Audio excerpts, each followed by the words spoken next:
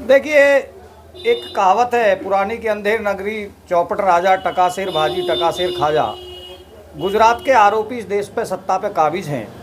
तो और किस प्रकार से है वो आपको सबे पता है, क्योंकि अम्बेडकरवादी आप भी और मैं भी हैं। तो इस बीमारी को आप भी समझते हो और मैं भी समझता हूँ। ये सबसे बड़ी विडंबना है कि यहाँ सिस्टम में खराबी है। और राष्ट्रवाद का नारा देना, जो इनका भारतीय जनता पार्टी का खोखला नारा है राष्ट्रवाद का, इसको अब जनता नकारेगी। और ये संजय भाई, आज जो आपने प्रेस कॉन्फ्रेंस रखी है वो किस उद्देश्य को लेकर रखी है, कृपया बताएं। ठीक है। सबसे पहले तो मैं सभी पत्रकार बंधुओं का, साथियों का हार्दिक स्वागत, वंदन, नंदन, अभिनंदन करता हूं कि वो आज हमारे यहाँ हमारी इस PDMM गठबंधन की प्रेस कॉन्फ्रेंस में शामिल हुए हैं। और आगे भी उम्मीद करूंगा कि हमेशा हम लोगों को आप इसी तरह सहयोग और समर्थन करते रहेंगे।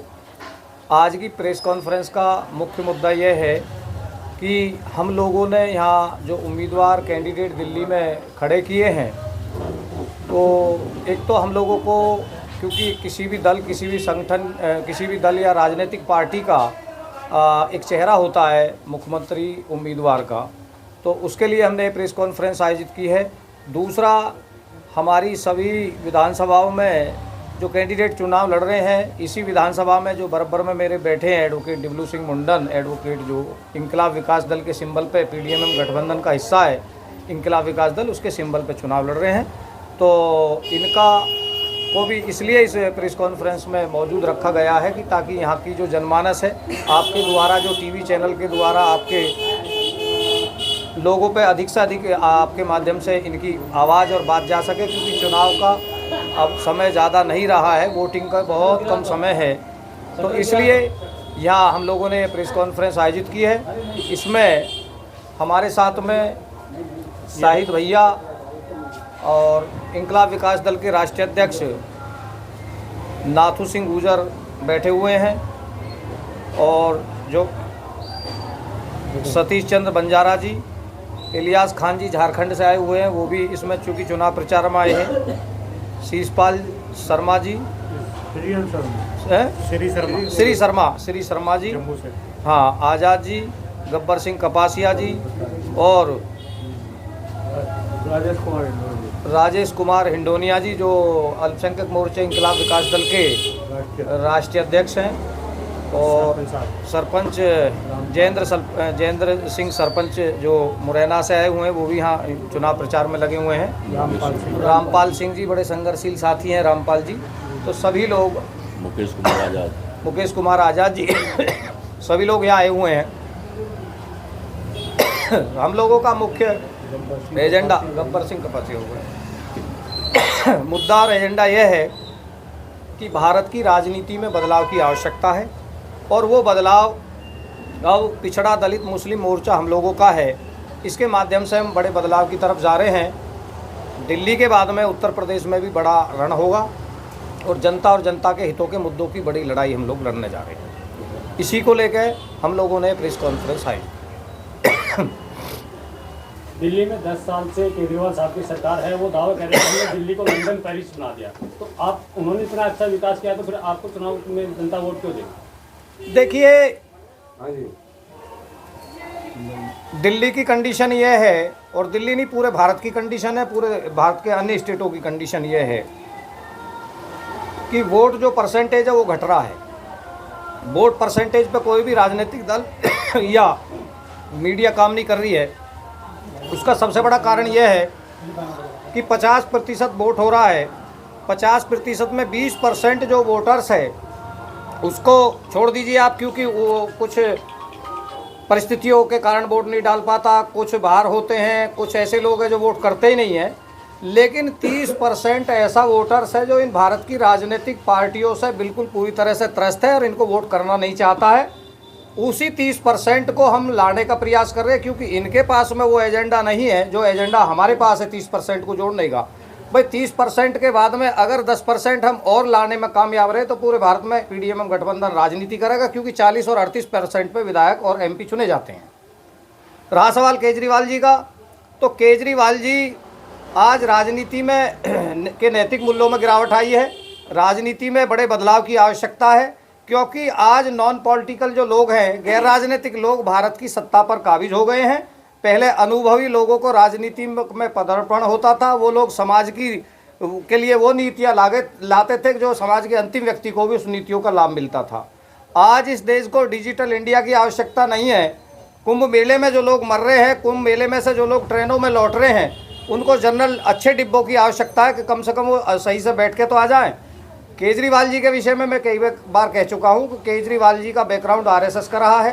केजरीवाल जी अन्ना हजारे के आंदोलन और उत्तर प्रदेश, दिल्ली और भारत के समस्त जनता को बेवकूफ़ बनाते हुए संजय सिंह और उनके जो प्रवक्ता आए दिन कहते रहते हैं, हमने उनसे सवाल भी किया है कि भैया जो जिस जन लोकपाल बिल पर आप जिंदे हुए थे, आज वो जन लोकपाल बिल आपके यहाँ से गायब हो गया, तो कम से कम अपने बाप को तो याद रखिए।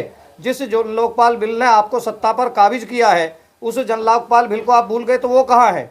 तो इसलिए केजरीवाल जी का जो विकास की कंडीशन है वो अभी पीछे बारिश हुई थी, उससे आपको पता लगा होगा। दूसरा, किसी भी प्रदेश को चलाने के लिए राजस्व की आवश्यकता होती है, और यह जो झूठे प्रलोभन और लॉलीपॉप दिए जा रहे हैं उनको कि हम लोग जो है 2500 और 2100 रुपया महिलाओं को देंगे, तो ये हमारे जो गरीब जनता है, जो कुछ कम पढ़ी लिखी जनता है, उसको मानसिक गुलाम बनाने की पूरी तरह से इन लोगों की साजिश है। मैं दिल्ली की जनता से अपील करता हूं आपके माध्यम से कि इन मानसिक गुलामी से बचें, क्योंकि यह हमारा संवैधानिक अधिकार है और संविधान हमें अनुमति देता है इसके लिए कि जो शासक हम चुनते हैं, जो प्रतिनिधि हम चुनते हैं, वो हमारे अधिकारों की और आम जनता की कसौटियों पर खरा उतरे। ये तो आपने कही आम आदमी पार्टी की। संजय भाई, आप देख रहे होंगे एक तरफ देश के प्रधानमंत्री बीजेपी के जो निगम पार्षद हैं उनके पैर छू रहे हैं, उस पर क्या कहेंगे? सवाल दोबारा दोहराइए एक बार। ये तो आपने जो बात कही आम आदमी पार्टी की कही, मौजूदा अभी जो आपके प्रतिद्वंदी है बीजेपी से, पटपड़गंज से, उनके देश के प्रधानमंत्री पैर छू रहे हैं, इस पे क्या कहेंगे आप? देखिए, एक कहावत है पुरानी की, अंधेर नगरी चौपट राजा, टकासेर भाजी टकासेर खाजा। गुजरात के आरोपी इस देश पे सत्ता पे काबिज हैं, तो और किस प्रकार से है वो आपको सबे पता है, क्योंकि अम्बेडकरवादी आप भी और मैं भी हैं, तो इस बीमारी को आप भी समझते हो और मैं भी समझता हूँ। यह सबसे बड़ी विडंबना है कि यहाँ सिस्टम में खराबी है, और राष्ट्रवाद का नारा देना जो इनका भारतीय जनता पार्टी का खोखला नारा है राष्ट्रवाद का, इसको अब जनता नकारेगी। और यह जो इन्होंने किया है, अभी कुंभ की आप स्थिति देख लीजिए, तो हम लोगों जो इनकी क्या कार्यशैली रही है, इनका मामला क्या है, क्योंकि यह जो सावरकर जी के अनुयायी हैं, इन लोगों ने देश में जाति धर्म के नाम पे समाज को बांटने का कार्य किया है और समाज में तुष्टीकरण की राजनीति की है। यह जाति और धर्म किसी मठ और मंदिर, क्योंकि हम मठ और मस्जिद की राजनीति नहीं कर रहे हैं, हम लोग लोकतंत्र की राजनीति कर रहे हैं, लोकतंत्र के हितों की राजनीति कर रहे हैं, आम जनता के अधिकारों की बात कर रहे हैं। तो इस प्रकार की चीज़ों के द्वारा जो इन्होंने देश में को विभाजन की तरफ ले जा रहे हैं। आप देखिए, मुस्लिमों ने कितना अच्छा वहाँ परफॉर्मेंस दिया है कुंभ में। इनके पास व्यवस्था नहीं थी, उन लोगों ने वहाँ खाना भी दिया है लोगों को, तो उनके बहन बेटियों के पास में जिनके कपड़े नहीं थे उनको कपड़ा भी उन्होंने उपलब्ध कराया है। तो ये अब जो है इनका चलने वाला नहीं है। आगामी 2029 में और 2025 में ये जो चुनाव दिल्ली का हो रहा है, ये ऐतिहासिक चुनाव है। सत्ता का गलत इस्तेमाल करके अगर ये सत्ता प्राप्त कर ले तो ये कोई लोकतंत्र के मायने नहीं है, लोकतंत्र की हत्या होगी। छोटी मोटी जो भी पार्टियां हैं, जैसे आपकी पार्टी है, ये सब वोट कटवा है, वोट काटेंगे और चले जाएंगे, इनको कुछ नहीं होगा। नहीं, वोट कटवा पार्टी तो भारतीय जनता पार्टी भी थी। भारतीय जनता पार्टी भारत की राजनीति में 2000 के बाद में उदय हुआ है। उससे पहले कोई इनका कहीं कोई नाम नहीं था। तो जब हम मान लिया खिलाड़ी मैदान में नहीं आएगा तो ओलंपिक में स्वर्ण पदक कैसे प्राप्त करेगा? तो ये भाषा शैली जो है लोकतंत्र में किसी इनके बाप की जागीर है क्या? जो और लोग सब जो जानते हैं, समझते हैं, पढ़ते हैं, वो सभी लोग जो है उस व्यवस्था को और उससे त्रस्त आ गए हैं। तो इसलिए इन राजनीति करने का सबको अधिकार है। वोट कटवा कोई पार्टी नहीं है। अगर इलेक्शन कमीशन से कोई पार्टी अगर अपना रजिस्ट्रेशन करा के या परमिशन लेके या मान्यता प्राप्त होकर जो भारत के लोकतंत्र में विश्वास रख रही है और चुनाव लड़ रही है, तो उसमें वोट कटवा कहाँ से आ गया? संवैधानिक अधिकार आपका भी है इस देश में और मेरा भी है। तो ये भाषा शैली तो गैर राजनीतिक लोगों की भाषा है।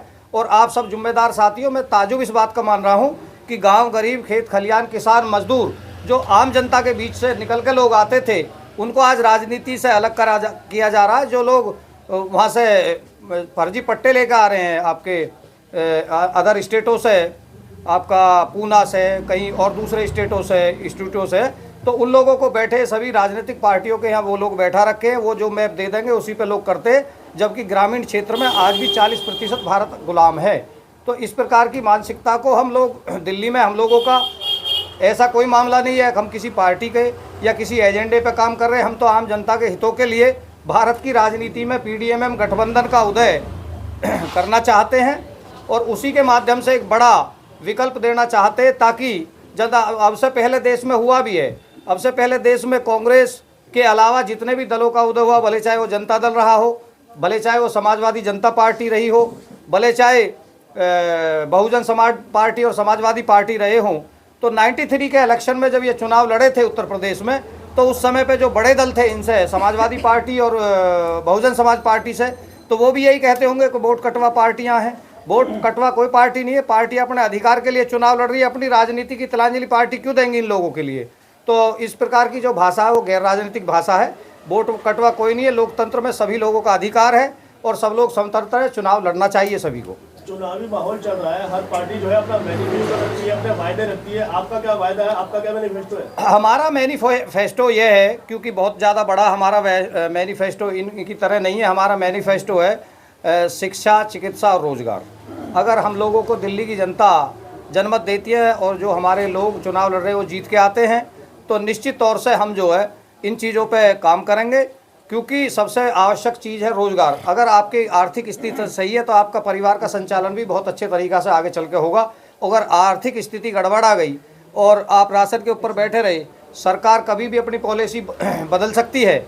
वो पेंशन या तनख्वाह 2100 और 3100 जो देंगे इन्हें का ये वादा कर रहे हैं, वो इनमें मानसिकता चेंज हो गई। जैसे 15 लाख रुपए का वादा इन्होंने देश की जनता से किया था कि हम 15 लाख रुपए सबके खातों में भेजेंगे। इसी प्रकार से मध्य प्रदेश में जो आज वर्तमान में कृषि मंत्री जी हैं, उन्होंने लाडली बहन योजना चालू की। तो ये हो क्या रहा है? आखिरकार आप लोगों से भी मैं अनुरोध करता हूँ, 28 साल का राजनीतिक अनुभव है मेरा, विभिन्न राजनीतिक दलों और संवैधानिक पदों पर रहा हूँ, कि आप लोग भी ऐसी विचारधारा और मानसिकताओं का पूरी तरह खंडन करें। देश को बर्बाद और तबाह करने वाली कंडीशन है। केजरीवाल की 10 से 12 साल की जो अभी सरकार चली है, इसमें आपको क्या कमी लगी जो आपको मैदान में आना पड़ा? नहीं, मैदान में तो हम लोग बहुत पहले से हैं। केजरीवाल जी की, हाँ, दिल्ली में केजरीवाल जी की जो कमी है वो सबसे बड़ी कमी है, पिछड़ा, दलित और मुसलमानों को राजनीतिक सम्मान जो उनको देना चाहिए था वो नहीं दिया है। सबसे महत्वपूर्ण बात यह है। और दूसरा रहा सवाल विकास की, तो विकास का जो मॉडल है उनका, वो मॉडल पूरी 5 सालों में, पिछले 10 सालों में यहाँ की जनता ने, जो बुद्धिजीवी जनता है, उन्होंने बहुत अच्छे तरीक़ा से देखा। उनका कोई विकास का मॉडल नहीं है और विकास के मॉडल के लिए और बहुत सारी नीतियाँ लागू हो सकती है। ये जो बॉर्डर का इलाका है, यहाँ बहुत सारे कुटीर उद्योगों की स्थापना भी हो सकती है। दिल्ली में जो यमुना का इलाका है खाली पड़ा है, वहाँ भी छोटे उद्योगों का वो हो सकता है। लेकिन उन्होंने झुग्गी झोपड़ी और छोटे लोगों को प्रलोभन और लालच तो दिए, लेकिन उनके पूर्ण रूप से जो उनका अधिकार है, जो उनको मिलना चाहिए कि उनको कुटीर उद्योग लगवा दिए जाएँ, उनके और कोई कार्य करा दिए जाए, इस प्रकार का नहीं किया। तो ये मैं समझता हूँ कि देश का और प्रदेश का जो सत्ता पे बैठा हुआ व्यक्ति होता है वो राजा होता है, क्योंकि सब टोटल चीज़ें उनके हाथ में होती हैं। अब उनके हाथ में जब सब चीज़ें हैं, पैसा है, राजस्व जो प्रदेश सरकार से यहाँ की जो जनता टैक्स दे रही है, यहाँ की जनता जो GST दे रही है, हालांकि हो सकता है GST सेंटर में जाती हो, लेकिन जो यहाँ की जनता का लोकल जो उसमें पैसा जा रहा है वो तो इन्हीं के पास जा रहा है। तो उसका अधिकार नहीं है। इस प्रकार से आप पानी की तरह बहाओगे।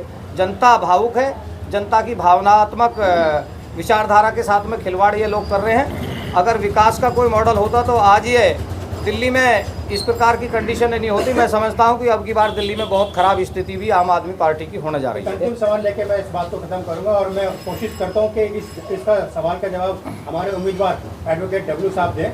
अभी हाल फिलहाल में जो है अमृतसर में बाबा साहब की प्रतिमा पर प्रहार हुआ, आपकी पार्टी का इस पर क्या स्टैंड है?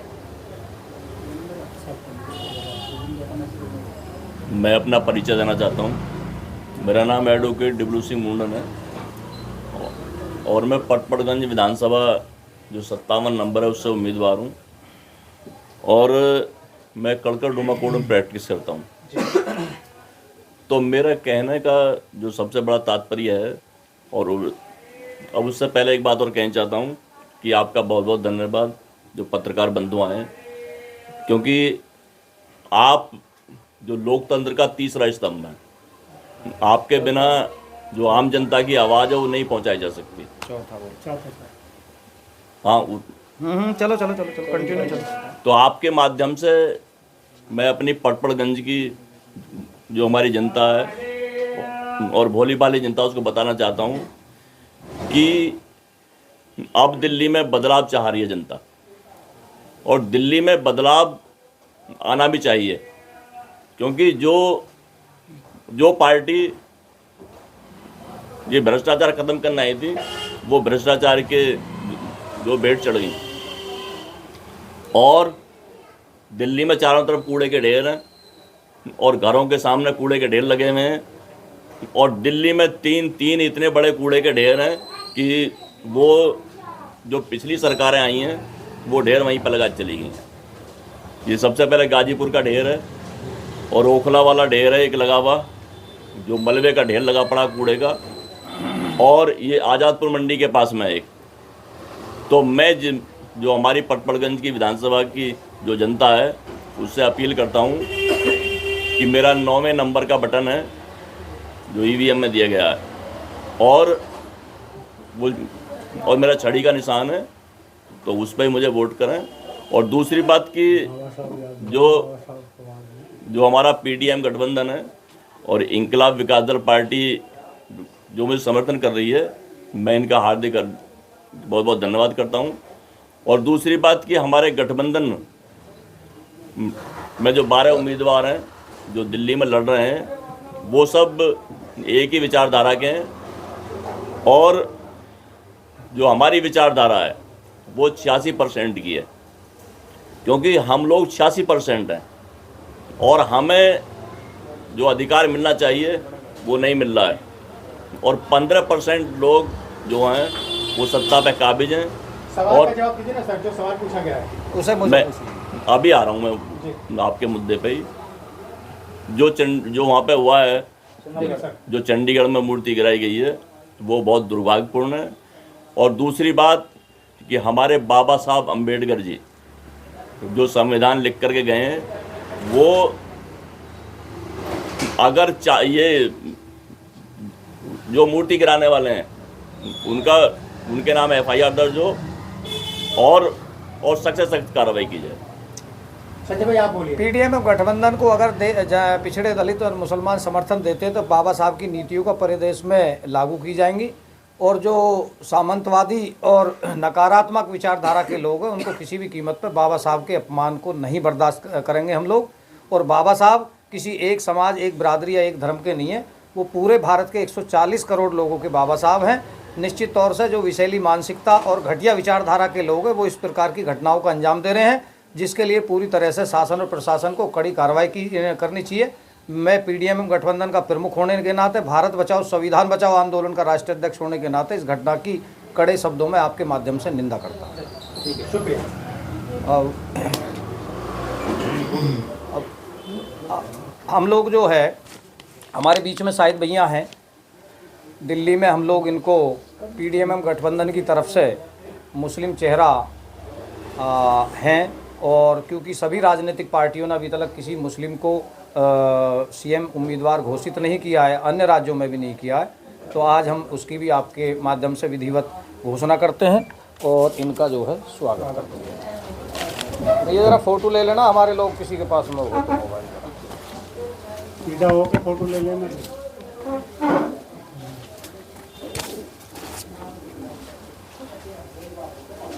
लो जी। तो देखिए पहले आप हाथ लगाइए। नाथू सिंह जी खड़े हो जाइए, चौ साहब।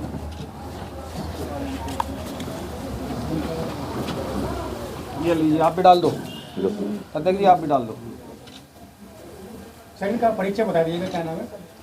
इनका परिचय शाहिद भैया हैं, भारतीय किसान यूनियन के शाहिद भैया भारतीय किसान यूनियन के नेता हैं, काफ़ी लंबे समय से हम लोगों के साथ में हैं, संघर्ष कर रहे हैं, और मुस्लिम समाज का आपके माध्यम से हम एक पूरे देश में मैसेज देना चाहते हैं कि भारत की राजनीति में ये सबसे बड़ा पीडीएम गठबंधन ने कार्य किया है कि मुस्लिम समाज के लोगों को इतना बड़ा सम्मान हम लोगों ने दिया है। निश्चित तौर से दिल्ली की जनता से मेरी अपील है कि हम लोगों ने इतना बड़ा काम आपके सम्मान में और समर्थन में कर दिया है। तो इसलिए हमारे जहाँ जहाँ उम्मीदवार लड़ रहे हों, हमारे एडवोकेट डिब्लू सिंह मुंडन चुनाव लड़ रहे हैं पचपड़गंज विधानसभा से, तो यहाँ की जनता से मेरी अपील है कि वो हम लोगों को पूर्ण बहुमत से और अच्छा जनमत देकर वो दिल्ली की राजनीति का किंग मेकर बनाए। निश्चित तौर से हम उनके अधिकार और सम्मान की कसौटी को बरकरार रखेंगे। शाहिद जी, आप क्या कहना चाहेंगे? आपको सीएम चेहरा जो है पेश किया गया है। पीडीएम गठबंधन को धन्यवाद करते हैं और किसी को फ्री का लालच नहीं देंगे। जो भी काम करना है अपनी दम पर और मेहनत पर काम करेंगे और सभी के लिए हाँ अच्छा काम करेंगे। फिर रिपीट कर दो दोबारा से आपको सीएम पद का चेहरा दिया गया है, इसके बारे में क्या कहेंगे? पीडीएम गठबंधन का हम अभिनंदन करते हैं और किसी को भी ये जो फ्री का लालच देते हैं ना, सब ये लालच नहीं देना किसी को भी। सबको अच्छे कार्य, नौकरी और सबको स्वास्थ्य फ्री दिया जाएगा, लेकिन काम करने के लिए सबको काम दिया जाएगा। तो ये स्कीम बंद कर दी जाएंगी? हाँ, जो फल फ्री की स्कीम है, जो जबरदस्ती स्कीम जो लोगों को मानसिक तो गुलाम बनाया जा रहा है, गुलाम नहीं बनाया किसी को भी। सबको अच्छे कार्य और नौकरी दी जाएंगी। हाँ, रोजगार कैसे पैदा करेंगे आप? अब वो तो सिचुएशन जैसे बनती रहेगी, सबको सब अपने सामने आती रहेगी सबको। तो 200 यूनिट जो पानी फ्री मिल रहा है इसको बंद कर देंगे आप? नहीं पानी फ्री बंद नहीं करना है, पानी बंद नहीं करना है। विकास की जो गति है, विकास का जो तरीका है, विकास का तरीका जो प्रलोभन है वो नहीं देंगे। जनता को रोजगार के साधन उपलब्ध कराएंगे। जब रोजगार के साधन होंगे, एक परिवार का व्यक्ति 50,000 रुपये 1 लाख रुपए कमाएगा तो निश्चित तौर से वो जो है हर चीज़ को खरीदने में और करने में सक्षम होगा। और कल को उसके पास अगर टैक्स आएगा तो उसको वो जमा करने में सक्षम होगा। हम दिल्ली की जनता के साथ में का राजस्व जब राजस्व बढ़ेगा तो दिल्ली की जनता का आत्मविश्वास बढ़ेगा और आत्मविश्वास बढ़ेगा तो दिल्ली का विकास होगा। गुलामी खत्म करनी है। हमारे साथ में इंकलाब विकास दल के राष्ट्रीय अध्यक्ष नाथू सिंह गुर्जर जी, उनसे भी आप जो है सर बताएं, आप पार्टी के राष्ट्रीय अध्यक्ष हैं, इसके बारे में कुछ अपनी बात रखें। मेरा नाम नाथू सिंह गुर्जर है, इंकलाब विकास दल पार्टी का राष्ट्रीय अध्यक्ष हूँ। इंकलाब विकास दल पार्टी एडवोकेट डब्लू सिंह मुंडन पचपड़गंज विधानसभा से चुनाव लड़ रहे हैं, उनका समर्थन कर रही है। आपके माध्यम से जनता तक आवाज़ पहुँचे और हम अपनी पार्टी की तरफ से प्रार्थना के साथ अपील करते हैं कि एक नया चेहरा है, एडवोकेट हैं, आप इन पर भरोसा करेंगे तो निश्चित तौर पे शिक्षा, स्वास्थ्य जो दिल्ली में कोई भी पार्टी नहीं कर पाई वो हमारे माध्यम से होगी। पीडीएम गठबंधन हमारे साथ है, हम उनके साथ हैं। ये पीडीएम गठबंधन इंकलाब विकास दल दोनों मिलके एडवोकेट डब्लू सिंह मुंडन का हम समर्थन कर रहे हैं। आपके माध्यम से उन्हें मैं अपील करूँगा पचपड़गंज विधानसभा के लोगों से कि आप बहकावे में नहीं आए।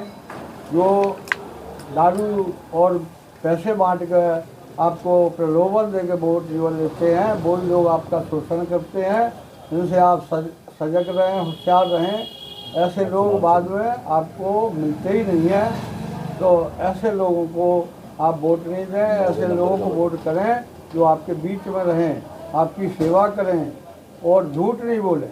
जैसे केजरीवाल जी झूठ बोलते हैं ना, झूठ का ठेका 2 आदमी पे है इस देश का। नंबर 1 मोदी जी पे है और नंबर 2 केजरीवाल जी। अगर कोई जो है झूठ को सच में बदलना जानता है तो ये दोनों लोग जानते हैं। मोदी जी जानते हैं, अगर मोदी जी कोई बात करते हैं तो उसका उल्टा करिए आप। मोदी जी कहते रोजगार खत्म होगा तो रोजगार मिलेगा, तो आप समझिए कि रोजगार खत्म होने जा रहा है। ऐसा उल्टा खेल है। कोई भी मामला आप देख लीजिए, इनके पास सिवाय हिंदू मुसलमान को झगड़ा कराना, लड़ाई कराना, इसके अलावा कोई काम नहीं है। इनने कोई विकास नहीं किया, इनने देश को लूटा है। मैं आपके माध्यम से पूछना चाहता हूँ इन लोगों को कि जब इस देश में इतना जो है नीरव मोदी इतना बड़ा धन लेके जो है फुर्र हो गया, तो ये लोग कहाँ रहे? ये तो लुटेरे लोग हैं। और हमारे साथ में जो लोग हैं वो कमेरे लोग हैं। हम कमा के खाने वाले लोग हैं, ईमानदार लोग हैं। जो केजरीवाल कहते हैं हम ईमानदार हैं, वो माँ झूठे। लोकपाल बिल की बात करी, लोकपाल बिल का पता नहीं कहाँ चला गया। दूसरी बात करी हम बंगला नहीं लेंगे, आज देखो कितना बड़ा महल बना है केजरीवाल जी का। नंबर झूठ बोले और बच्चे की किस्म खा के झूठ बोले कि मैं किसी पार्टी का समर्थन नहीं लूंगा, ना हम सरकार बनाएंगे किसी पार्टी के माध्यम से। वो सरकार भी मंत्री बनेंगे किसी बंगले में साहित्य भी तो जाएंगे। ये बंगले में जाएंगे, हम अपनी पर्सनल कोठी थोड़ी बना रहे हैं। तो सरकारी बंगले में तो मिलता है, सबको सुविधा मिलती रहती है लोग, लेकिन पर्सनल को तस्वीर से हैं, अच्छा बोलती है। रुक जा भैया, रुक जा। प्रिया शर्मा है, लाओ एक मिनट, समझे ना। वकील साहब बैठो जरा। शर्मा जी हैं, अब बैठ जाओ। तो इनकी बात चुनाव चिन्ह सुशील भाई 2-3 फोटो वैसे ले दीजिए हमारे। बैठ जाओ, बैठ जाओ सब। का नाम गब्बर सिंह, साइड में आ जाओ, एक फोटो खिंचवा गए। फोटो एक हो जाओ या 1000 हो जाओ, फोटो तो हो ही गया ना एक। अब साइड में आओ, तरीका तो अलग अलग उससे खिंचवाओ अलग अलग पोज दो ना।